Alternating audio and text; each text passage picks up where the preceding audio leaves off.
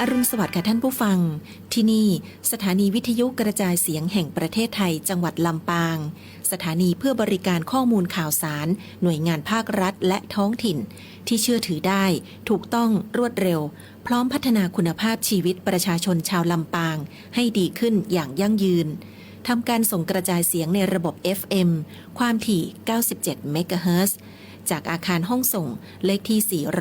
420 ถนนพหลโยธิน ตำบลหัวเวียง อำเภอเมือง จังหวัดลำปาง ตั้งแต่เวลา 5 นาฬิกาถึง 24 นาฬิกา เป็นประจำทุกวัน มีนางสาวเดือนอินตะเป็นผู้อำนวยการสถานี ช่างเทคนิคประกอบด้วย นายประสานทิมทอง นายแหลมเพชรนันตาแสง นายอิทธิพลปวงจันทร์ นายภูพิงพงศิริแสน และว่าที่ร้อยตรีอาทิตย์วรรณวารีสำหรับผู้ประกาศประกอบด้วย นางกาญจนาอินทา นายบรรหารสุยะ นางอัชราพรปวงจันทร์ และนางสาวชุติการเหล่าชัยค่ะวิทยุแห่งประเทศไทยให้ความรู้คู่ความสุข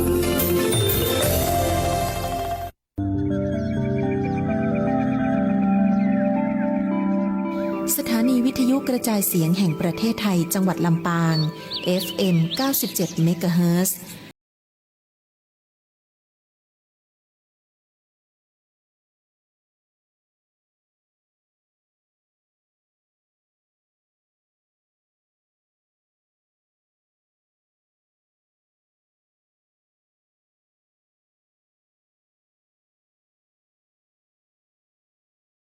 ปานาติปาตาเวรมณีอทินนาทานาเวรมณีกาเมมุสาสุราเม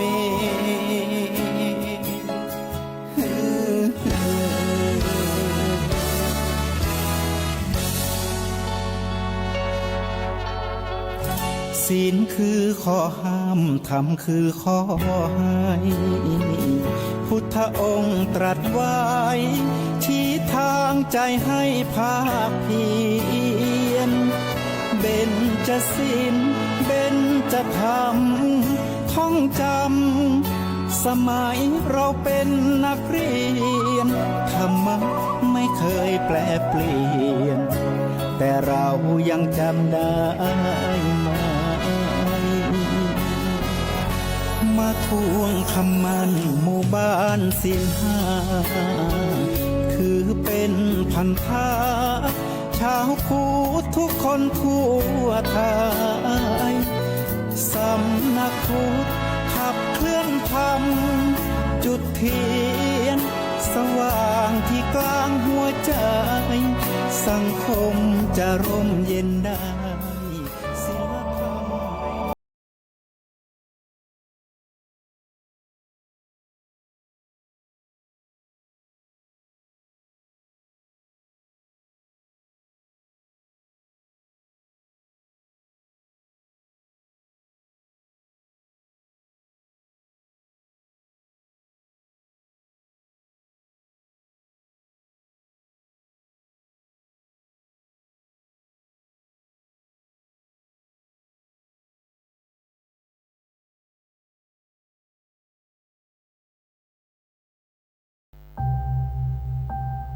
สถานีวิทยุกระจายเสียงแห่งประเทศไทย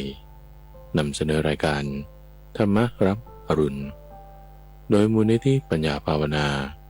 กับพระมหาไพบูลย์อาภีปุณโญในทุกวันพฤหัสเป็นช่วงกลั่นประสูตร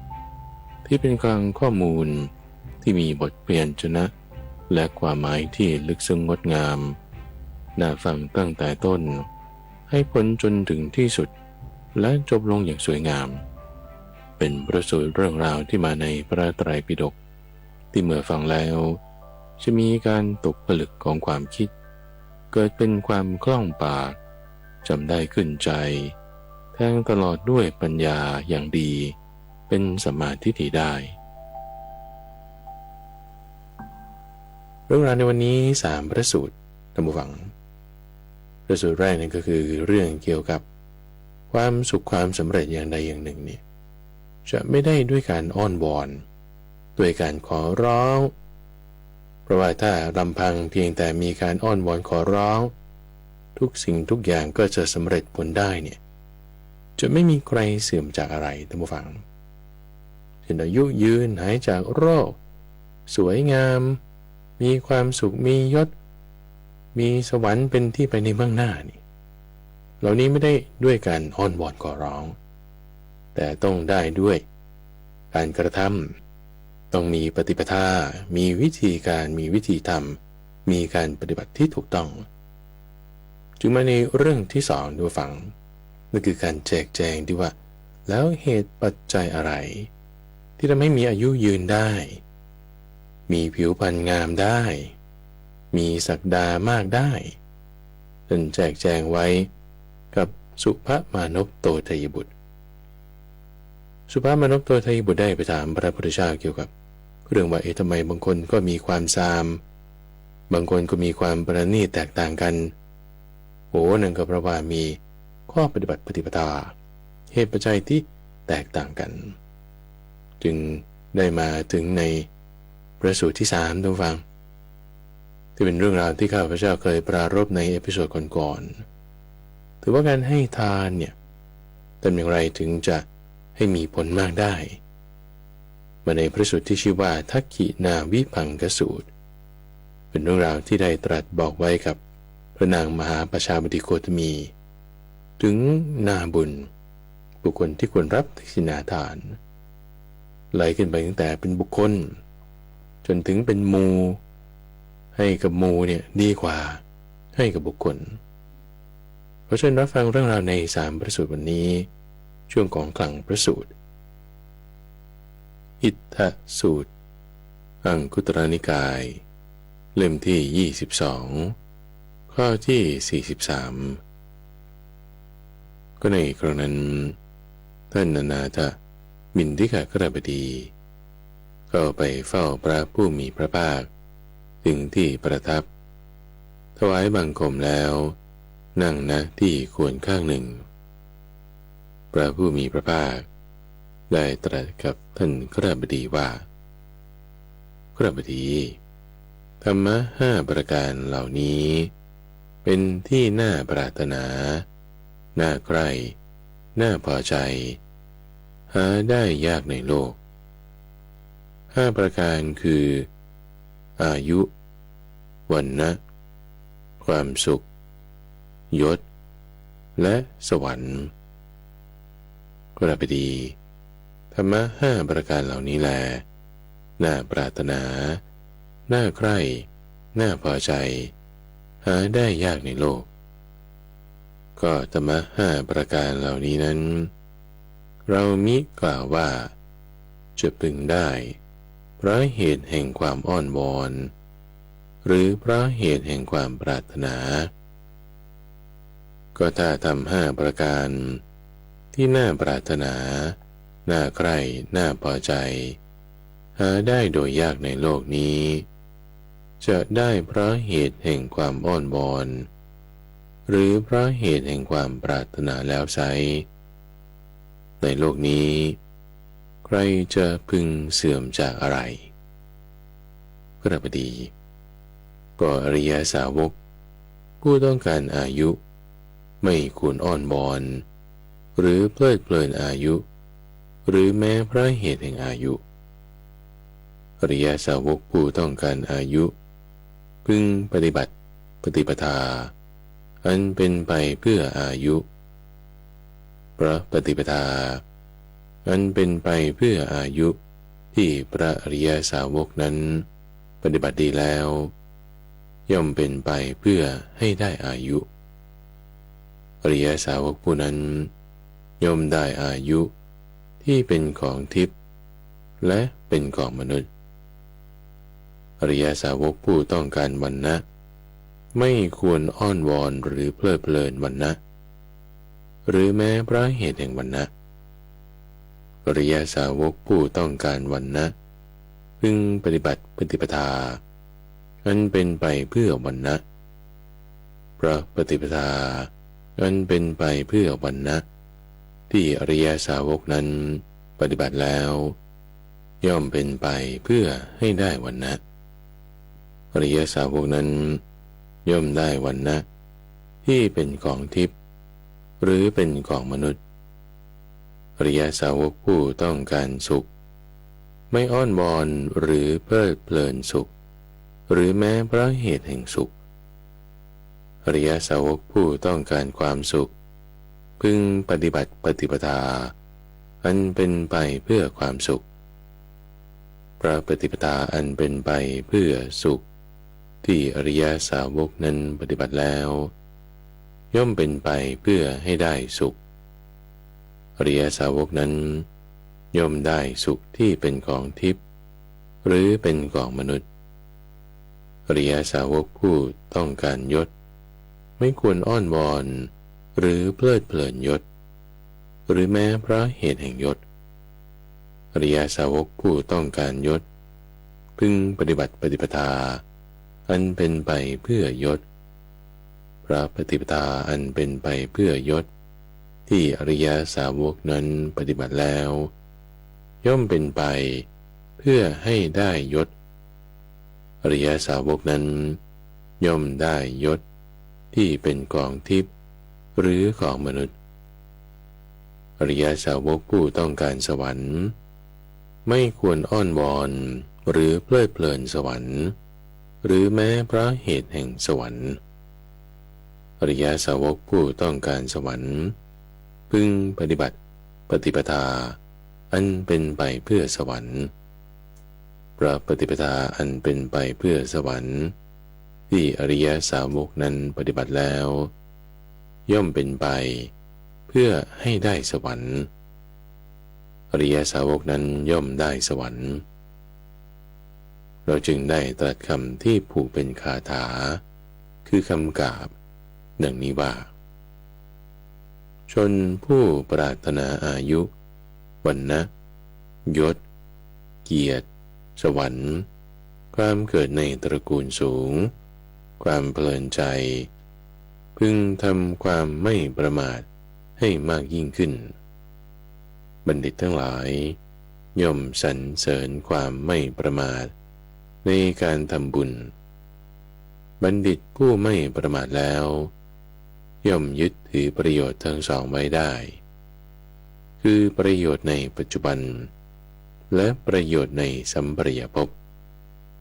ผู้มีปัญญาท่านเรียกบัณฑิตเพราะบรรลุถึงประโยชน์ทั้งสองนั้นอิทธสูตรจบการแจกแจงกรรมสูตรเล็กจุลกัมมวิภังคสูตรมัชฌิมานิกายเล่มที่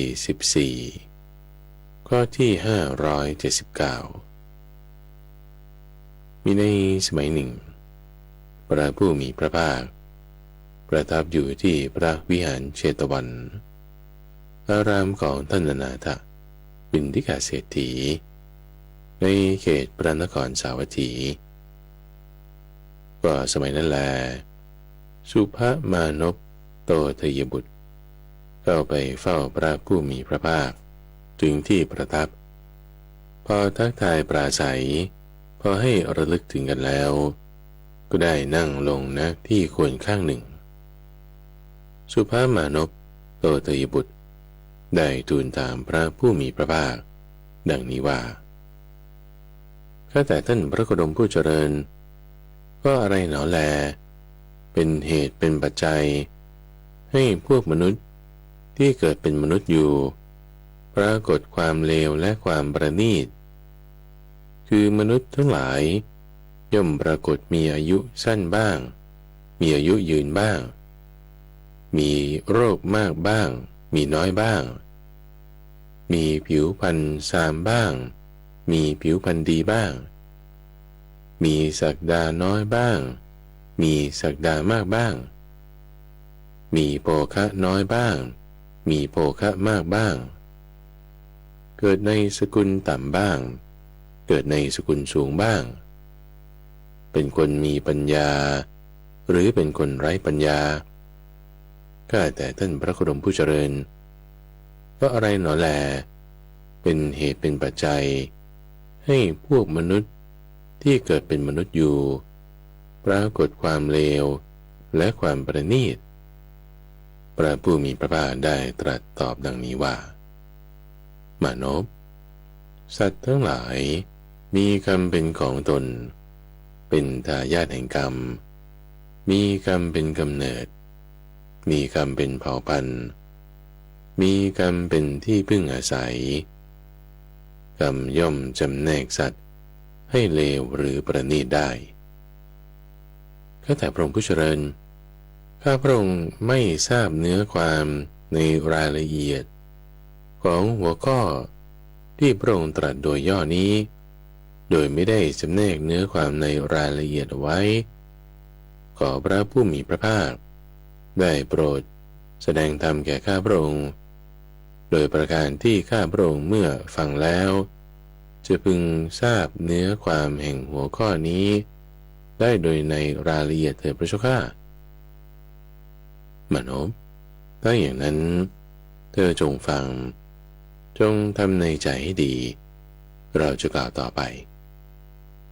เมื่อสุภามานพโตทยบุตรรับคำแล้วพระผู้มีพระภาคจึงได้ตรัสว่ามานพก็บุคคลบางคนในโลกนี้จะเป็นสตรีหรือบุรุษก็ตามถ้าเป็นผู้มักทำชีวิตให้ตกล่วงไปเป็นคนเหี้ยมโหดมีฝ่ามือเปื้อนเลือดหมกมุ่นในการฆ่าตีไม่เอ็นดูในสัตว์ทั้งหลายเขาเมื่อตายไปจะเข้าถึงอบายทุกขติวินิบาตและนรกอันเป็นคำที่เขาให้พรั่งพร้อมสมาทานไว้อย่างนี้แต่หากตายไปไม่เข้าถึงอบายทุกขติวินิบาตหรือนรกถ้ามาเกิดเป็นมนุษย์ณที่ใดๆในภายหลังจะเป็นคนมีอายุสั้นก็ปฏิปทาเป็นไปเพื่อความมีอายุสั้นนี้คือเป็นผู้มักทำชีวิตสัตว์ให้ตกล่วงไปเป็นคนเหี้ยมโหดมีฝ่ามือเปื้อนเลือดปักใจมั่นในการประหัตประหารไม่ดูในเหล่าสัตว์มีชีวิตมานพส่วนบุคคลบางคนในโลกนี้จะเป็นสตรีหรือบุรุษก็ตามละปาณาติบาตแล้วเป็นผู้เว้นขาดจากปาณาติบาตวางอาทยาและศาสตราได้มีความละอายถึงความเอ็นดูกรุณาหวังประโยชน์เกื้อกูลในสรรพสัตว์ทั้งหลายอยู่เมื่อเขาตายไปจะเข้าถึงสุคติโลกสวรรค์อันเป็นเพราะกรรมที่เขาให้พรั่งพร้อมสมาทานไว้อย่างนี้แต่หากตายไปไม่เข้าถึงสุคติโลกสวรรค์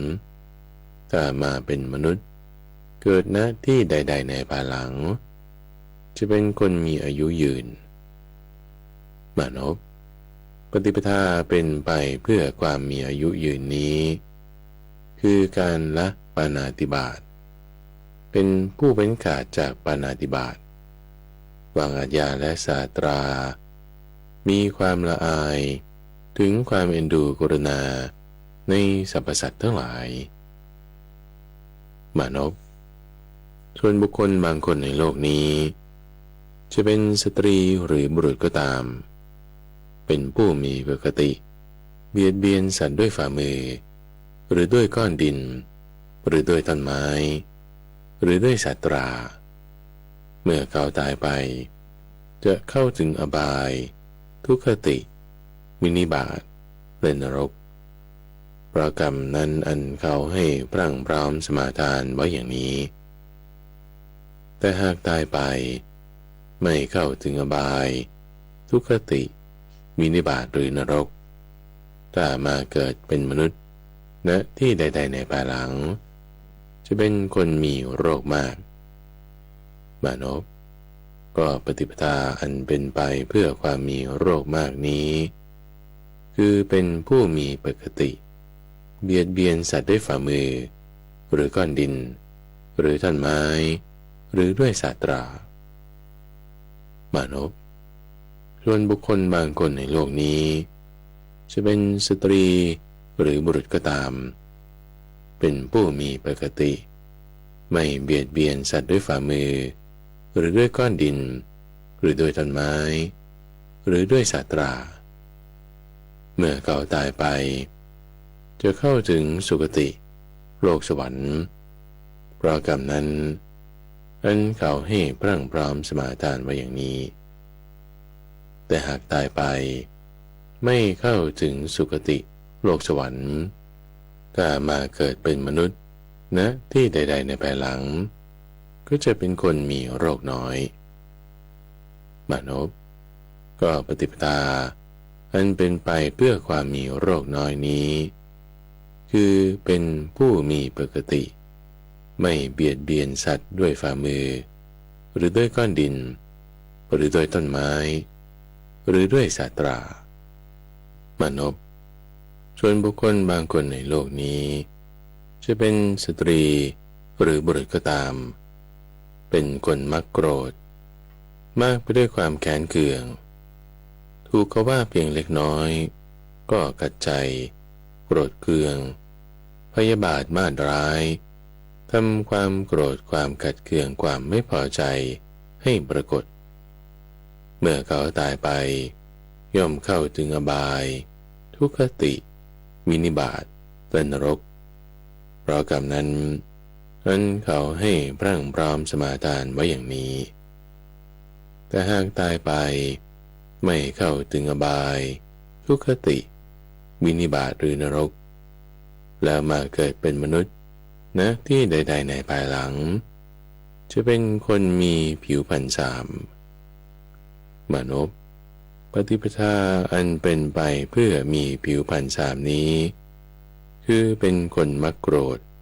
มากไปด้วยความแค้นเคืองถูกเขาว่าเพียงเล็กน้อยก็กัดใจโกรธเคืองพยาบาทมาดร้าย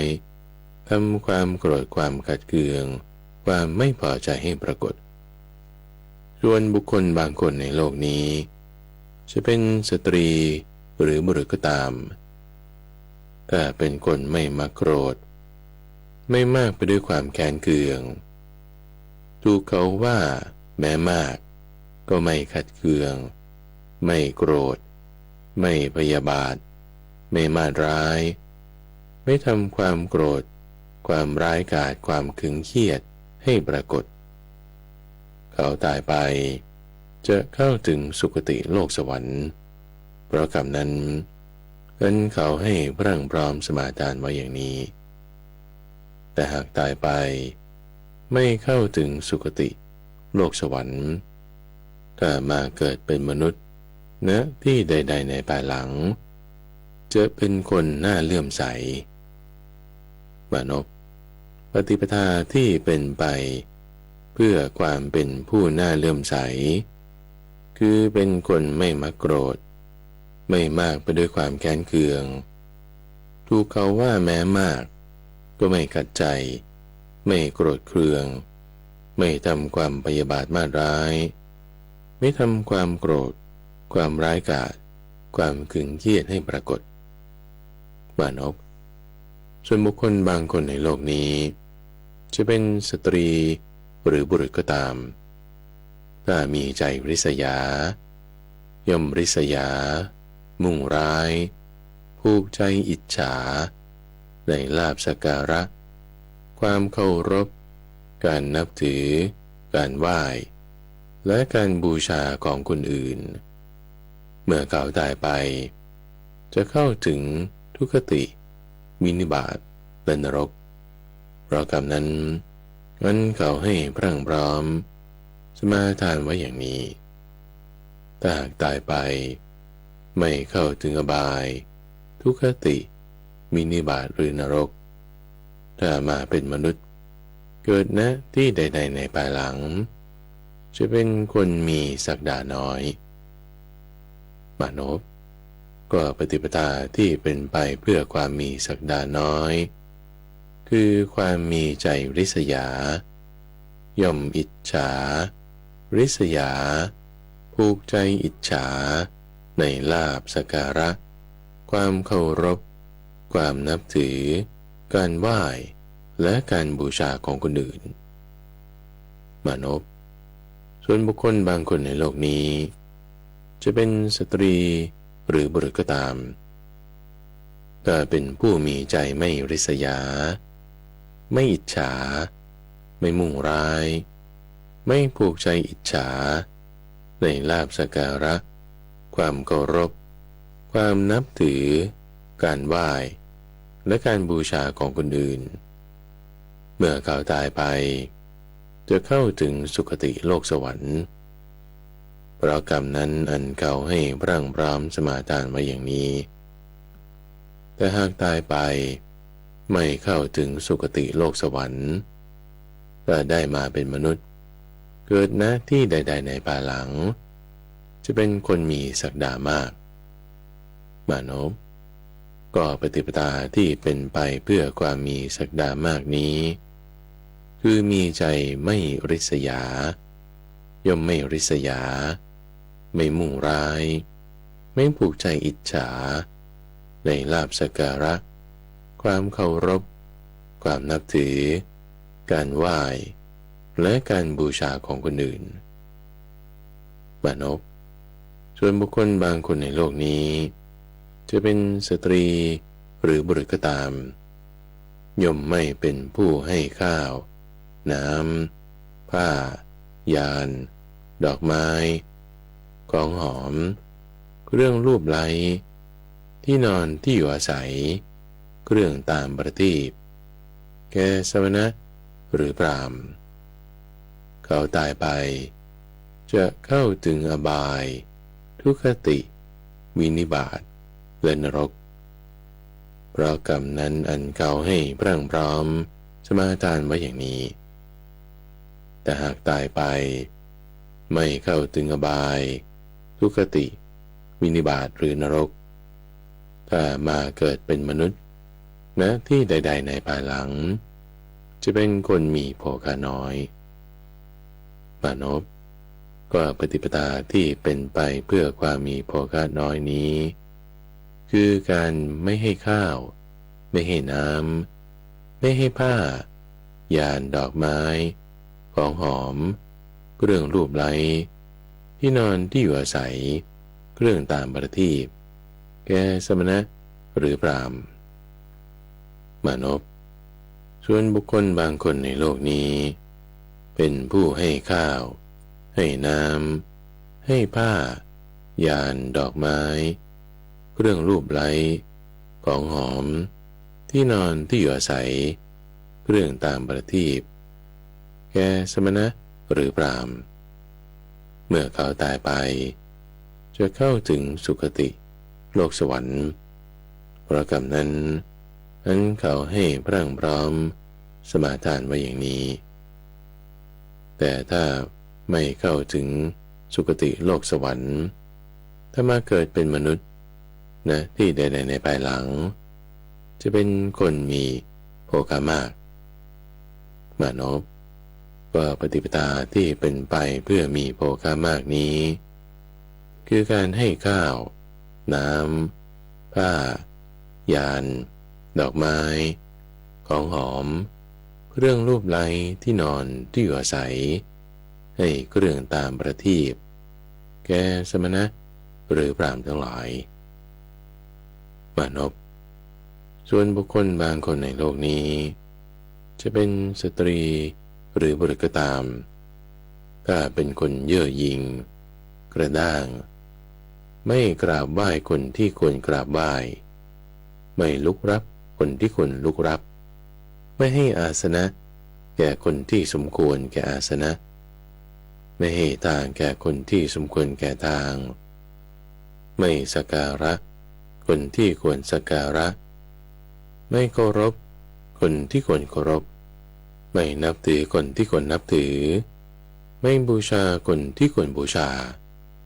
เมื่อเขาตายไปจะเข้าถึงอบายทุกขติวินิบาตและนรกเพราะกรรมนั้นที่เขาให้พรั่งพร้อมสมาทานไว้อย่างนี้แต่หากตายไปไม่เข้าถึงอบายทุกขติ วินิบาตหรือนรกเป็นต้นก็ถ้ามาเกิดเป็นมนุษย์ณที่ใดๆในภายหลังจะเป็นคนเกิดในสกุลต่ำมนุษย์ก็ปฏิปทาที่เป็นไปเพื่อเกิดในสกุลต่ำนี้คือเป็นคนกระด้างเย่อหยิ่งย่อมไม่กราบไหว้คนที่ควรกราบไหว้ไม่ลุกรับคนที่ควรลุกรับไม่ให้อาสนะแก่คนที่สมควรไม่ให้ทางแก่คนที่สมควรแก่ทางไม่สักการะคนที่ควรสักการะไม่เคารพคนที่ควรเคารพไม่นับถือคนที่ควรนับถือไม่บูชาคนที่ควรบูชามนุษย์ส่วนบุคคลบางคนในโลกนี้จะเป็นสตรีหรือบุรุษก็ตามเป็นคนไม่กระด้างไม่เย่อหยิ่งย่อมกราบไหว้คนที่ควรกราบไหว้ลุกรับคนที่ควรลุกรับให้อาสนะแก่คนที่สมควรแก่อาสนะให้ทางสักการะเคารพนับถือบูชาคนที่ควรบูชาเมื่อเขาตายไปย่อมเกิดในสุคติโลกสวรรค์เพราะกรรมนั้นอันเขาให้พรั่งพร้อมสมาทานมาอย่างนี้แต่หากตายไปไม่เข้าถึงสุคติโลกสวรรค์ถ้ามาเกิดเป็นมนุษย์ณที่ใดๆในภายหลังจะเป็นคนเกิดในตระกูลสูงก็ปฏิปทาที่เป็นไปเพื่อความเกิดในตระกูลสูงนี้คือเป็นคนไม่กระด้างไม่เย่อหยิ่งย่อมกราบไหว้คนที่ควรกราบไหว้ลุกรับให้อาสนะแก่คนที่สมควรให้ทางแก่คนที่สมควรแก่ทางสักการะคนที่ควรสักการะเคารพคนที่ควรเคารพนับถือคนที่ควรนับถือบูชาคนที่ควรบูชามนุษย์ส่วนบุคคลบางคนในโลกนี้จะเป็นสตรีหรือบุรุษก็ตามเขาเป็นผู้ไม่เข้าไปหาสมณะหรือพราหมณ์ไม่มีการสอบถามว่าอะไรเป็นกุศลเป็นอกุศลไม่มีการสอบถามว่าอะไรมีโทษไม่มีโทษไม่มีการสอบถามว่าอะไรควรเสพไม่ควรเสพไม่มีการสอบถามว่าอะไรเมื่อทำย่อมเป็นไปเพื่อไม่เกื้อกูลเพื่อความทุกข์สิ้นกาลนานอะไรเมื่อทำย่อมเป็นไปเพื่อความสุขเพื่อประโยชน์เกื้อกูลสิ้นกาลนานเขาเมื่อตายไปจะเข้าถึงอบายทุกขติวินิบาตและนรกประการนั้นอันเขาให้พรั่งพร้อมสมาทานมาอย่างนี้แต่ถ้าหากตายไปไม่เข้าถึงอบายทุกขติวินิบาตหรือนรกถ้ามาเกิดเป็นมนุษย์ณที่ใดๆในภายหลังจะเป็นคนมีปัญญาสามมนุษย์ก็ปฏิปทาที่เป็นไปเพื่อความมีปัญญาสามนี้คือไม่เป็นผู้เข้าไปหาสมณะหรือพราหมณ์แล้วสอบถามว่าอะไรคือกุศล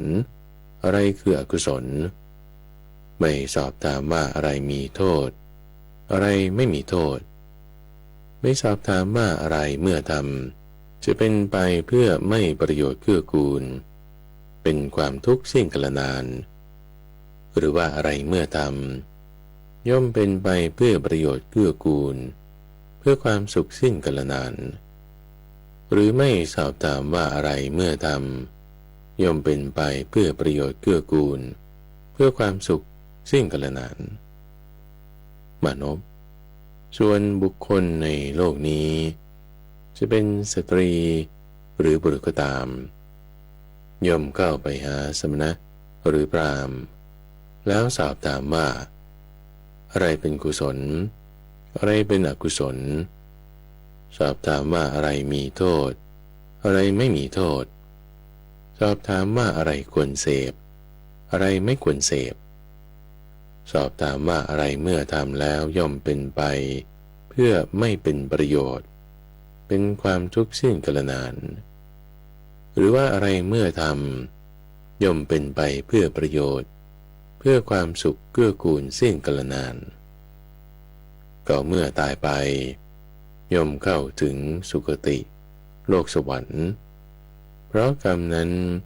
อันเขาให้พรั่งพร้อมสมาทานมาอย่างนี้แต่หากตายไปไม่เข้าถึงสุคติโลกสวรรค์ถ้ามาเป็นมนุษย์เกิดณที่ใดๆในภายหลังจะเป็นคนมีปัญญามากมนุษย์ก็ปฏิปทาที่เป็นไปเพื่อมีปัญญามากนี้คือเป็นผู้เข้าไปหาสมณะหรือพราหมณ์แล้วสอบถามว่าอะไรเป็นกุศลอะไรเป็นอกุศลอะไรมีโทษอะไรไม่มีโทษอะไรควรเสพอะไรไม่ควรเสพอะไรเมื่อทำย่อมเป็นไปเพื่อไม่เป็นประโยชน์เกื้อกูลเพื่อความทุกข์สิ้นกาลนานหรือว่าอะไรเมื่อทำย่อมเป็นไปเพื่อประโยชน์เกื้อกูลเพื่อความสุขสิ้นกาลนานมนุษย์ด้วยอาการอย่างนี้แลปฏิปทาที่เป็นไปเพื่ออายุสั้นย่อมนำเข้าไปสู่ความเป็นผู้มีอายุสั้นปฏิปทาที่เป็นไปเพื่อความมีอายุยืนย่อมนำเข้าไปสู่ความเป็นคนมีอายุยืนปฏิปทาที่เป็นไปเพื่อมีโรคมากย่อมนำเข้าไปสู่ความเป็นคนมีโรคมากปฏิปทาที่เป็นไปเพื่อมีโรคน้อยย่อมนำเข้าไปสู่ความเป็นผู้มีโรคน้อยปฏิปทาที่เป็นไปเพื่อมีผิวพรรณสามย่อมนำเข้าไปสู่ความเป็นคนมีผิวพรรณสามปฏิปทาที่เป็นไปเพื่อความเป็นผู้น่าเลื่อมใสย่อมนำเข้าไปสู่ความเป็นคนน่าเลื่อมใสปฏิปทาที่เป็นไปเพื่อมีศักดาน้อยย่อมนำเข้าไปสู่ความเป็นคนมีศักดาน้อยปฏิปทาที่เป็นไปเพื่อความมีศักดามากย่อมนำเข้าไปสู่ความเป็นคนมีศักดามากปฏิปทาที่เป็นไปเพื่อมีโภคะน้อยย่อมนำเข้าไปสู่ความเป็นคนมีโภคะน้อยปฏิปทาที่เป็นไปเพื่อความมีโภคะมากย่อมนำเข้าไปสู่ความเป็นคนมีโภคะมากปฏิปทาที่เป็นไปเพื่อเกิดในสกุลต่ำย่อมนำเข้าไปสู่ความเป็นคนเกิดในสกุลต่ำปฏิปทาที่เป็นไปเพื่อเกิดในสกุลสูงย่อมนำเข้าไปสู่ความเป็นคนเกิดในสกุลสูงปฏิปทาที่เป็นไปเพื่อมีปัญญาสามย่อมนำเข้าไปสู่ความเป็นคนมีปัญญาสามปฏิปทาที่เป็นไปเพื่อความมีปัญญามากย่อมนำเข้าไปสู่ความเป็นคนมีปัญญามากมนุษย์สัตว์ทั้งหลายมีกรรมเป็นของตนเป็นทายาทแห่งกรรมมีกรรมเป็นกำเนิดมีกรรมเป็นเผ่าพันธุ์มีกรรมเป็นที่พึ่งอาศัยกรรมย่อมจำแนกสัตว์ให้สามหรือประณีตเมื่อพระผู้มีพระภาคตรัสอย่างนี้แล้วสุภมานพโตทยบุตรได้กราบทูลขึ้นว่าแจ่มแจ้งนักพระเจ้าข้าแจ่มแจ้งนักพระเจ้าข้าพระโคดมผู้เจริญทรงประกาศธรรมะโดยอเนกปริยายเปรียบเหมือนการหงายของที่คว่ำเปิดของที่ปิดหรือบอกทางแก่คนหลงทางหรือว่าจุดประทีปไว้ในที่มืดเพื่อว่าคนมีตาจะได้เห็นรูปฉันไหนก็ฉันนั้นข้าพระองค์ขอถึงพระผู้มีพระภาคพร้อมทั้งพระธรรมและพระสงฆ์ว่าเป็นสรณะขอพระผู้มีพระภาคจงทรงจำข้าพระองค์ว่าเป็นอุบาสกพูดถึงสรณะตลอดชีวิตตั้งแต่บัดนี้เป็นต้นไป จุลกัมมวิภังคสูตรคือการจำแนกแจกแจงธรรมสูตรเล็กจบมัชฌิมานิกายเรื่องการแจกแจงผู้ควรรับทานทักกินาวิภังคสูตรเล่มที่14ข้อที่706มีในสมัยหนึ่งพระผู้มีพระภาคได้ประทับอยู่ณพระนิโครธารามในเขตนครกบิลพัสต์ในแคว้นสักกะก็สมัยนั้นแลพระนางมหาประชาบดีโคตมีทรงถือผ้าห่มคู่หนึ่งเข้าไปเฝ้าพระผู้มีพระภาคถึงที่ประทับแล้วถวายบังคมแล้วนั่งลงณที่ข้างหนึ่งได้กราบทูลขึ้นว่าข้าแต่พระองค์ผู้เจริญผ้าใหม่คู่นี้หม่อมฉันกรอได้ทอเองตั้งใจอุทิศเฉพาะเจาะจงแด่พระผู้มีพระภาคขอพระผู้มีพระภาคทรงอาศัยความอนุเคราะห์โปรดรับผ้าใหม่คู่นี้ของหม่อมฉันด้วยเถิดเมื่อพระนางกราบทูลอย่างนี้พระผู้มีพระภาคจึงได้ตรัสขึ้นว่าโกตมีเธอจงถวายในหมู่คือสงฆ์เถิดเมื่อถวายในหมู่สงฆ์แล้วจะเป็นอันพระนางได้บูชาทั้งอัตมภาพและบูชาหมู่ด้วยก็แต่พระองค์ผู้เจริญก็ผ้าใหม่คู่นี้หม่อมฉันกรอได้ทอเองตั้งใจอุทิศพระผู้มีพระภาคขอพระผู้มีพระภาคทรงอาศัยความอนุเคราะห์โปรดรับผ้าใหม่คู่นี้ของหม่อมฉันเถิดแม้ในครั้งที่สองและครั้งที่สามพระนางมหาประชาบดีโคตมีก็กล่าวอย่างนั้นแม้ในครั้งที่สองและครั้งที่สามพระผู้มีพระภาคก็ตรัสว่าโคตมีพระนางจงถวายสงฆ์คือหมู่เถิดเมื่อถวายสงฆ์แล้วจะเป็นอันพระนางได้บูชาทั้งอัตมภาพและบูชาสงฆ์ด้วยเมื่อพระผู้มีพระภาคตรัสอย่างนี้ท่านพระนนท์จึงได้กราบทูลขึ้นว่าข้าแต่พระองค์ผู้เจริญ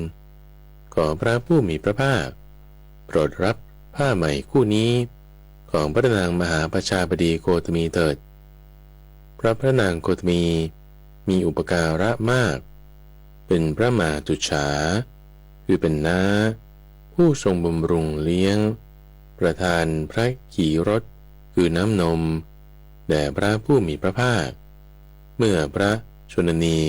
คือพระมารดาสวรรคตแล้วได้โปรดให้พระผู้มีพระภาค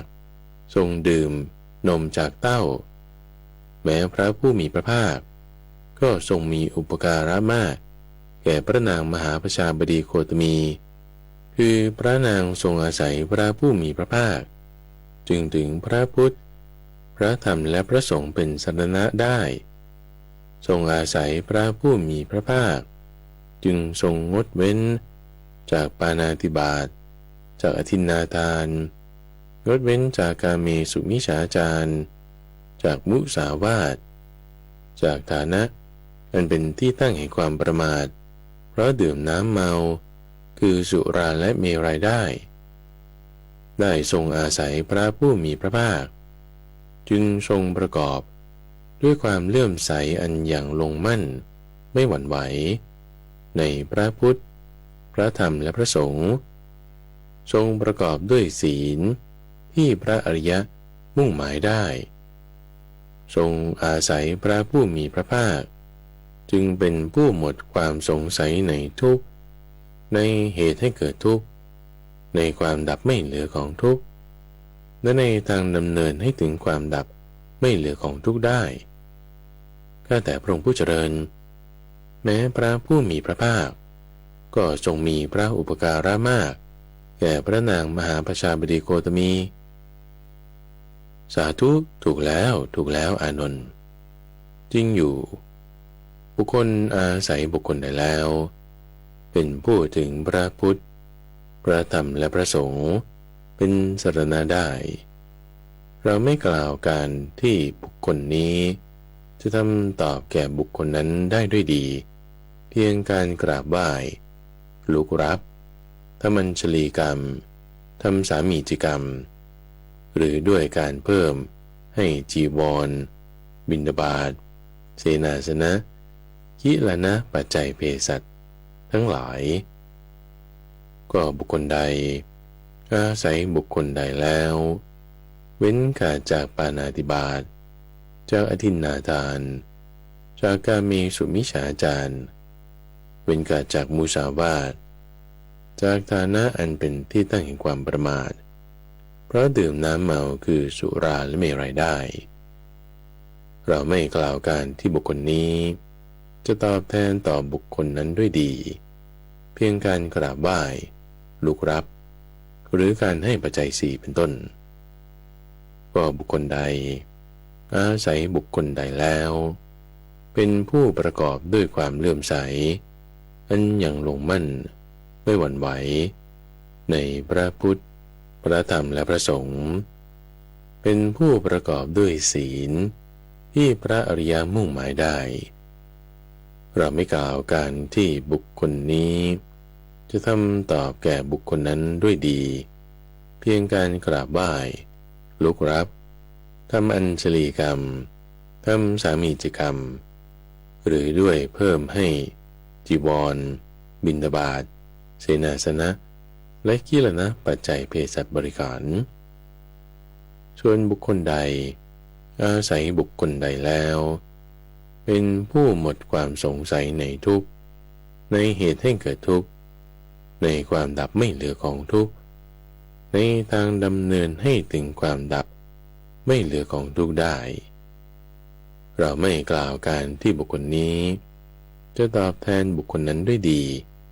ด้วยเพียงการลุกรับกราบไหว้ทำอัญชลีกรรมหรือถวายปัจจัยสี่เป็นต้นอานนท์ก็ทักษิณาเป็นปฏิบุคลิกคือบุคคลผู้ควรรับของบูชามี14อย่างคือให้ทานในตถาคตผู้อรหันตสัมมาสัมพุทธะนี้เป็นทักษิณาปฏิบุคลิกประการที่หนึ่งหรือสองให้ทานในพระปัจเจกพุทธเจ้านี่เป็นทักษิณาปาติบุคลิกประการที่สองหรือให้ทานในสาวกของพระตถาคตผู้เป็นพระอรหันต์นี้เป็นทักษิณาปาติบุคลิกประการที่สามหรือให้ทานในผู้ปฏิบัติเพื่อทำอรหัตผลให้แจ้งนี้เป็นทักษิณาปาติบุคลิกประการที่สี่หรือให้ทานแก่พระอนาคามี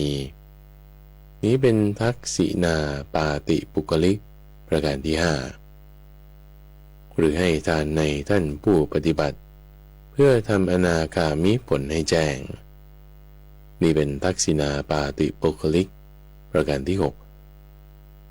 หรือให้ทานในพระสกทาคามีนี้เป็นทักษิณาปาติบุคลิกประการที่เจ็ดหรือการให้ทานในท่านผู้ปฏิบัติเพื่อทำสกทาคามิผลให้แจ้งนี้เป็นทักษิณาปาติบุคลิกประการที่แปดหรือให้ทานในพระโสดาบันนี่เป็นทักษิณาปาติบุคลิก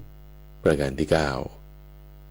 หรือการให้ทานในท่านผู้ปฏิบัติเพื่อทำโสดาปฏิผลให้แจ้งนี่เป็นทักษิณาปาติบุคลิกประการที่สิบหรือให้ทานในบุคคลภายนอกผู้ปราศจากความกำหนัดในกามนี้เป็นทักษิณาปาติบุคลิกประการที่11หรือให้ทานในบุคคลผู้มีศีลนี้เป็นทักษิณาปาติบุคลิกประการที่12หรือให้ทานในปุถุชนผู้ทุศีลนี้เป็นทักษิณาปาติบุคลิกประการที่13หรือให้ทานในสัตว์เดรัจฉานนี้เป็นปาติบุคลิกประการที่14 อานนท์ใน14ประการนั้นบุคคลให้ทานในสัตว์เดรัจฉานพึงหวังผลทักษิณาได้100 เท่าให้ทานในปุถุชนผู้ทุศีลพึงหวังผลทักษิณาได้1,000 เท่าให้ทานในปุถุชนผู้มีศีลพึงหวังผลทักษิณาได้100,000 เท่าให้ทานในบุคคลภายนอกผู้ปราศจากความกำหนัดในกามพึงหวังผลทักษิณาได้100,000 โกฏเท่าให้ทานในผู้ปฏิบัติเพื่อทำโสดาปัตติผลให้แจ้งพึงหวังผลทักษิณาจนนับไม่ได้จนประมาณไม่ได้จะป่วยกล่าวไปใหญ่ในพระโสดาบันในท่านผู้ปฏิบัติเพื่อทำสกทาคามีผลให้แจ้งในพระสกทาคามีในท่านผู้ปฏิบัติ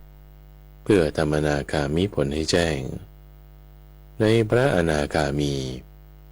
ในท่านผู้ปฏิบัติเพื่อทำอรหัตผลให้แจ้งในสาวกของพระตถาคตผู้เป็นพระอรหันต์ในพระปัจเจกสัมพุทธะและในตถาคตผู้อรหันตสัมมาสัมพุทธะ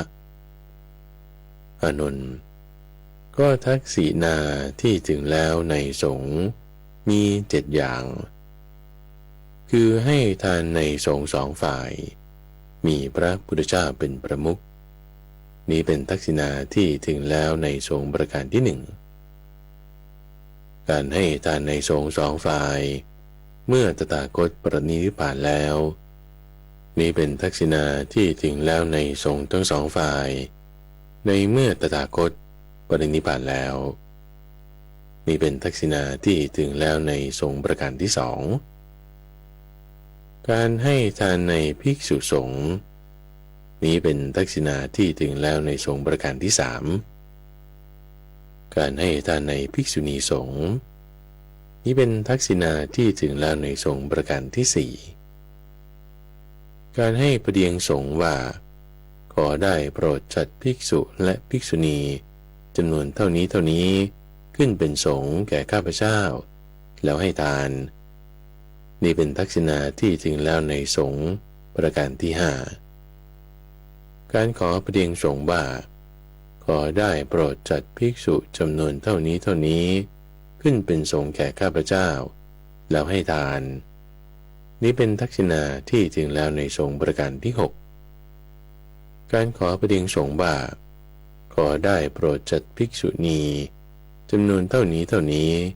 ขึ้นเป็นสงฆ์แก่ข้าพเจ้าแล้วให้ทานนี่เป็นทักษิณาที่ถึงแล้วในสงฆ์ประการที่7อานนท์ก็ในอนาคตการจะมีแต่เหล่าภิกษุโคตภูคือมีสกุลใดสกุลหนึ่งมีผ้ากาสาวะพันกอแต่เป็นคนทุศีลมีธรรมลามกคนทั้งหลายจะถวายทานเฉพาะสงฆ์ได้ในเหล่าภิกษุผู้ทุศีลนั้นอานนท์ทักษิณาที่ถึงแล้วในสงฆ์แม้ในเวลานั้นเราก็กล่าวว่ามีผลนับไม่ได้ประมาณไม่ได้แต่ว่าเราไม่กล่าวปาติปุคลิกทานว่ามีผลมากกว่าทักษิณาทานที่ถึงแล้วในสงฆ์โดยปริยายใดๆเลยอานนท์ก็ความบริสุทธิ์แห่งทักษิณานี้มี4 อย่างเป็นอย่างไรคือทักษิณาบางอย่างบริสุทธิ์ฝ่ายทายกคือผู้ให้ไม่บริสุทธิ์ฝ่ายปฏิฆาหกคือผู้รับบางอย่างบริสุทธิ์ฝ่ายผู้รับไม่บริสุทธิ์ฝ่ายผู้ให้บางอย่างฝ่ายผู้ให้ก็ไม่บริสุทธิ์ฝ่ายผู้รับก็ไม่บริสุทธิ์บางอย่างบริสุทธิ์ทั้งฝ่ายผู้ให้และบริสุทธิ์ทั้งฝ่ายผู้รับอานนท์ก็ทักษิณาที่ชื่อว่าบริสุทธิ์ฝ่ายทายกคือผู้ให้ไม่บริสุทธิ์ฝ่ายปฏิฆาหกคือผู้รับเป็นอย่างไรคือในข้อนี้ทายกเป็นผู้มีศีล มีกัลยาณธรรมส่วนผู้รับคือปฏิกาหกเป็นผู้ทุศีลมีธรรมลามกอย่างนี้แหละชื่อว่าทักษิณาที่บริสุทธิ์ฝ่ายผู้ให้ไม่บริสุทธิ์ฝ่ายผู้รับอานนท์ก็ทักษิณาที่ชื่อว่าบริสุทธิ์ฝ่ายผู้รับไม่บริสุทธิ์ฝ่ายผู้ให้เป็นอย่างไรคือผู้ให้คือทายกในที่นี้เป็นผู้ทุศีลมีธรรมลามกฝ่ายผู้รับคือปฏิกาหกเป็นผู้มีศีลมีธรรมงามอย่างนี้แหละชื่อว่าความบริสุทธิ์ฝ่ายผู้รับไม่บริสุทธิ์ฝ่ายผู้ให้อานนท์ก็ทักษิณาที่ชื่อว่าฝ่ายผู้รับก็ไม่บริสุทธิ์ฝ่ายผู้ให้ก็ไม่บริสุทธิ์คือผู้ให้ในกรณีนี้เป็นผู้ทุศีลมีธรรมลามกฝ่ายผู้รับก็เป็นผู้ทุศีลมีธรรมลามกอานนท์นี่แหละเรียกว่าทักษิณาที่ชื่อว่าฝ่ายผู้ให้ก็ไม่บริสุทธิ์ฝ่ายผู้รับก็ไม่บริสุทธิ์อานนท์ก็ทักษิณาชื่อว่าบริสุทธิ์ทั้งฝ่ายผู้ให้และผู้รับเป็นอย่างไรคือผู้ให้ก็เป็นผู้มีศีลมีธรรมงามฝ่ายผู้รับก็เป็นผู้มีศีลมีกัลยาณธรรมอย่างนี้แหละเรียกว่าทักษิณาบริสุทธิ์ทั้งฝ่ายทายกคือผู้ให้และฝ่ายผู้รับคือปฏิกาหก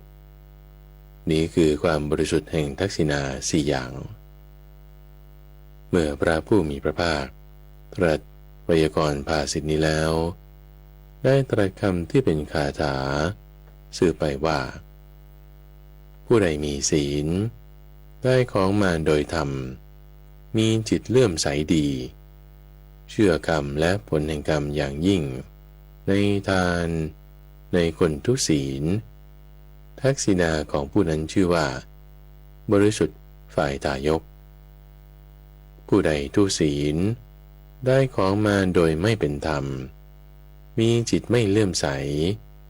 ไม่เชื่อกรรมและผลของกรรมอย่างยิ่งให้ทานในคนมีศีลทักษิณาของผู้นั้นชื่อว่าบริสุทธิ์ฝ่ายปฏิกาหกผู้ใดทุศีลได้ของมาโดยไม่เป็นธรรมมีจิตไม่เลื่อมใสไม่เชื่อกรรมและผลของกรรมอย่างยิ่งให้ทานในคนทุศีลเราไม่กล่าวทานของผู้นั้นว่ามีผลไพบูรณ์ก็ผู้ใดมีศีลได้ของมาโดยธรรมมีจิตเลื่อมใสดีเชื่อกรรมและผลของกรรมอย่างยิ่งให้ทานในคนมีศีลเรากล่าวทานของผู้นั้นแหละว่ามีผลไพบูรณ์ผู้ใดปราศจากราคะแล้วได้ของมาโดยธรรมมีจิตเลื่อมใสดีเชื่อกรรมและผลของกรรมอย่างยิ่งในทานในผู้ปราศจากราคะทานของผู้นั้นนั่นแหละเลิศกว่าอามิสทานทั้งหลายทักขินาวิภังคสูตรจบในเรื่องราวทั้ง3อย่างที่เราได้ฟังในช่วงของกลางพระสูตรในวันนี้ท่านผู้ฟังเป็นเรื่องราวที่เมื่อเราประกอบเข้ากันแล้วเนี่ยเราจะให้เห็นถึงความที่ว่าเหตุปัจจัยท่านผู้ฟังเหตุปัจจัยที่เราทำเราสร้างสามารถที่จะพาเราไปคนละที่ให้มีความหยาบความประณีตความละเอียดความรอบคอบนั้นได้แตกต่างกันเรื่องของทานถึงก็ต้องดูทักษิณาให้ดีไล่ไปใครบอกว่าเอาอาหารให้สุนัขจะไม่ได้บุญได้แต่ได้บุญน้อยกว่าเอาอาหารให้คนทุศีลเอาอาหารให้คนทุศีลใครว่าไม่ได้บุญได้แต่ว่าได้บุญน้อยกว่าให้คนมีศีลได้บุญน้อยกว่าให้คนที่ปราศจากกามได้บุญน้อยกว่าคนที่มีสมาทานไตรสรณคม ได้บุญน้อยกว่าคนที่เป็นโสดาปัตติมัคจนถึงโสดาปัตติผลจนถึงอรหัตผลจนถึงพระพุทธเจ้าไล่ขึ้นไปอีกนั่นคือในหมู่นั่นคือสงฆ์เพราะฉะนั้นในช่วงที่ว่าจะมีการทำทานให้แก่สงฆ์เนี่ยทุกฝั่งคือหมู่คณะที่จำพรรษาอยู่ในอาวาสใดอาวาสหนึ่งครบถ้วน3 เดือนมีจำนวนเกิน4 หรือ 5 องค์สามารถที่จะรับเป็นทานโดยหมู่คือสงฆ์แล้วถ้าหมู่นั้นปฏิบัติดีปฏิบัติชอบด้วยเนี่ยยิ่งจะได้มีผลมีอานิสงส์มากเป็นเรื่องที่ฝากไว้ในสัปดาห์นี้ท่านผู้ฟังในรายการธรรมารับอรุณช่วงกลางประสูตินำเสนอโดยมูลนิธิปัญญาภาวนาดำเนินรายการโดยพระมหาไพบูลย์อภิปุณโญท่านสามารถติดตามรับฟังช่วงของกลางประสูติได้ในทุกวันพฤหัสตั้งแต่เวลา 5:00 ถึง 6:00 น.ทางสถานีวิทยุกระจายเสียงแห่งประเทศไทยหรือว่าในเครือข่ายของกรมประชาสัมพันธ์ตามช่วงเวลาต่าง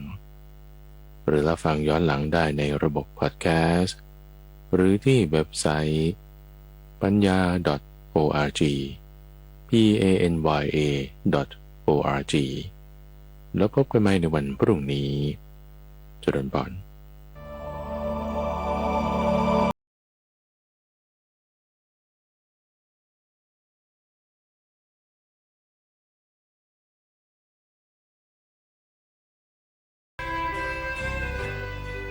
ติดตามรับฟังรายการ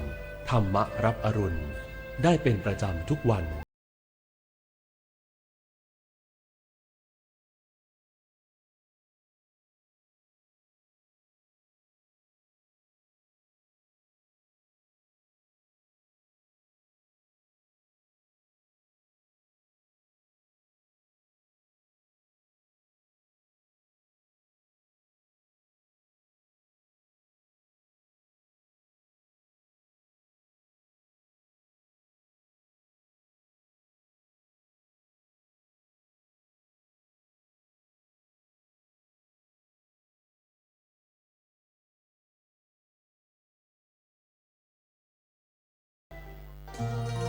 ปีแห่งมหามงคลขอเชิญชวนคนไทยทั้งประเทศทำความดีบริจาคโลหิตในโครงการ70 พรรษา 70 ล้านซีซี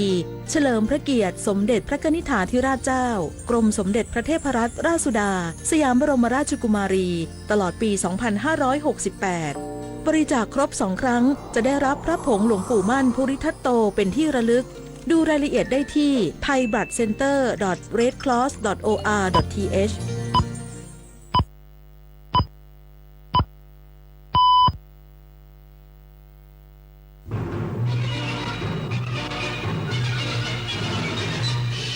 สถานีวิทยุกระจายเสียงแห่งประเทศไทยและเครือข่ายทั่วประเทศเสนอข่าวต้นชั่วโมง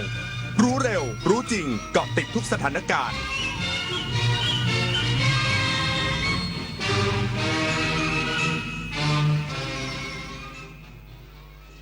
รับฟังข่าวต้นชั่วโมง 6 นาฬิกากับผมบุญมาศรีมาศครับผู้ประกันตนสามารถยื่นเปลี่ยนสถานพยาบาลประจำปีได้จนถึงสิ้นเดือนนี้อีกสักครู่กลับมาติดตามรายละเอียดครับ สำนักงานวัฒนธรรมจังหวัดอ่างทองร่วมกับกลุ่มจังหวัดภาคกลางตอนบนจัดงานใหญ่ภูมิศิลป์ถิ่นวัฒนธรรมลุ่มแม่น้ำเจ้าพระยาป่าสัก 28 มีนาคมถึง 3 เมษายน 2568 นี้ณวัดขุนอินทประมูลจังหวัดอ่างทองร่วมช็อปชมชิมสินค้าชุมชนมากมายตื่นตาตื่นใจกับศิลปะหัตถกรรมของดีบ้านฉันย้อนวันๆกับนิทรรศการผ้าเก่าเล่าเรื่องแล้วพบกันภูมิศิลป์ถิ่นวัฒนธรรมลุ่มแม่น้ำเจ้าพระยาป่าสักณวัดขุนอินทประมูลจังหวัดอ่างทองศูนย์อำนวยการใหญ่จิตอาสาพระราชทานเชิญชวนเยาวชนและประชาชนผู้รักการถ่ายภาพส่งภาพถ่ายและคลิปวิดีโอสั้นจากโทรศัพท์มือถือหรือกล้องดิจิทัลเข้าประกวดชิงรางวัลในหัวข้อกิจกรรมจิตอาสาส่งผลงานได้ตั้งแต่บัดนี้ถึง 31 มีนาคม 2568 สอบถามรายละเอียดได้ที่ 021634639 ร่วมถ่ายทอดเรื่องราวจิตอาสาผ่านเลนส์สร้างแรงบันดาลใจให้สังคม โอกาสสำคัญระดับโลกของไทยกับการเปิดบ้านต้อนรับผู้นำ7ประเทศสมาชิกในภูมิภาคอ่าวเบงกอลโดยการเป็นเจ้าภาพและเป็นประธานการประชุมสุดยอดผู้นำ BIMSTEC 2025 ระหว่างวันที่ 2-4 เมษายนนี้ร่วมกันจับตา Bangkok Vision 2030 วิสัยทัศน์แห่งอนาคตพลิกโฉม BIMSTEC สู่เศรษฐกิจสีเขียวยกระดับการท่องเที่ยวและสนับสนุนนักธุรกิจรุ่นใหม่สู่เวทีระดับโลกมาร่วมกันเป็นเจ้าภาพสร้างอนาคตใหม่ที่สดใสไปด้วยกันมันอยู่เบื้องหลังคอยชี้นำคอนเทนต์ในโลกออนไลน์